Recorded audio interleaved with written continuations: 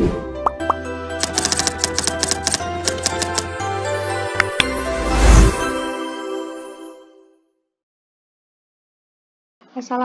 warahmatullahi wabarakatuh.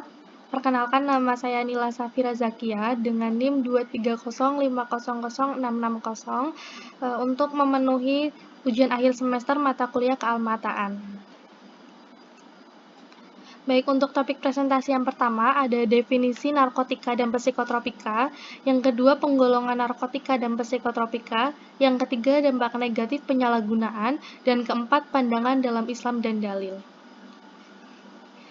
Untuk definisi nafsa, narkotika adalah zat atau obat yang berasal dari tanaman atau bukan tanaman, baik sintetis maupun semi-sintetis, yang dapat menyebabkan penurunan atau perubahan kesadaran, mengurangi rasa nyeri, dan menimbulkan ketergantungan. Psikotropik adalah zat atau obat yang bekerja pada sistem saraf pusat dan menyebabkan perubahan perilaku, pikiran, dan suasana hati. Psikotropik tidak selalu berasal dari alam, banyak yang merupakan hasil sintetis kimia. Nah, untuk penggolongan narkotika dan psikotropika, yang pertama dari penggolongan narkotika terlebih dahulu, golongan 1 hanya untuk ilmu pengetahuan, tidak digunakan dalam terapi, potensi ketergantungan sangat tinggi, contohnya yaitu heroin, kokain, ganja. Untuk golongan 2 digunakan untuk pengobatan, menjadi pilihan terakhir, dan menjadi ilmu pengetahuan. Yaitu kemudian ada potensi ketergantungan tinggi, contohnya morfin, petidin. Untuk golongan 3 digunakan dalam terapi dan ilmu pengetahuan, potensi ketergantungannya ringan, contohnya kodein. Kemudian ke penggolongan psikotropika, untuk golongan 1 hanya untuk ilmu pengetahuan, tidak untuk terapi, potensi ketergantungan sangat kuat, contohnya seperti ekstasi. Untuk golongan 2 dapat digunakan untuk terapi dan ilmu pengetahuan, potensi ketergantungan tinggi, contohnya adalah amfetamin. Untuk golongan 3, untuk terapi dan pengembangan ilmu, potensi ketergantungan sedang, contohnya itu fenobarbital. Golongan 4 digunakan luas dalam terapi dan ilmu pengetahuan. Potensi ketergantungannya ringan, contohnya yaitu diazepam dan nitrazepam. Nah, masuk ke dampak negatif penyalahgunaan. Yang pertama ada golongan depresan atau downer.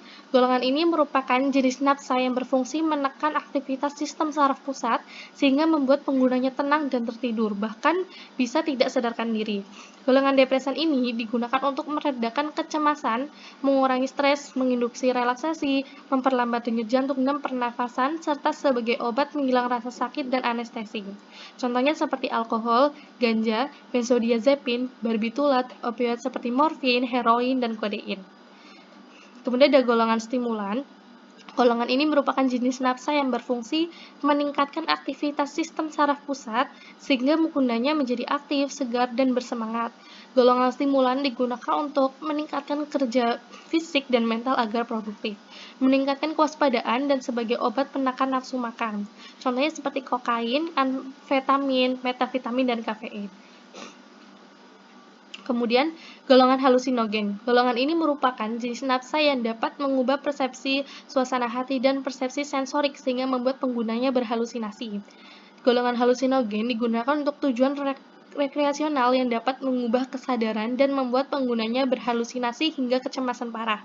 Contohnya seperti asam lisergat, jamur sihir, dimetiltriptamin, fensiklidin, dan ketamin.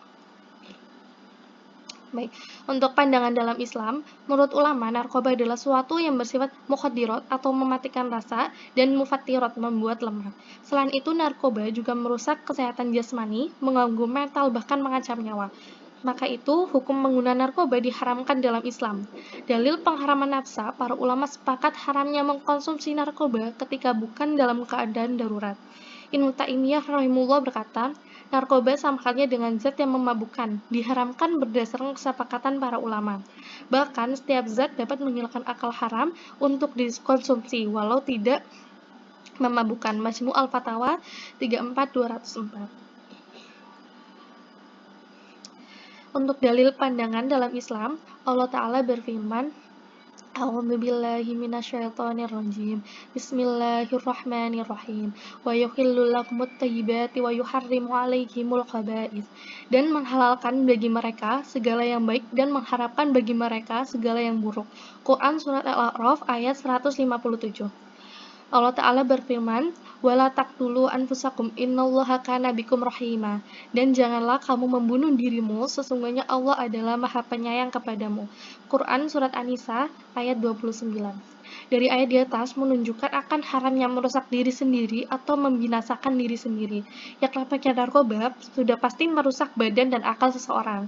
Sehingga dari ayat inilah kita dapat menyatakan bahwa narkoba itu haram. Baik, terima kasih. Sekian presentasi dari saya. Mohon maaf apabila terdapat banyak kesalahan dan keliruan, mohon dimaafkan.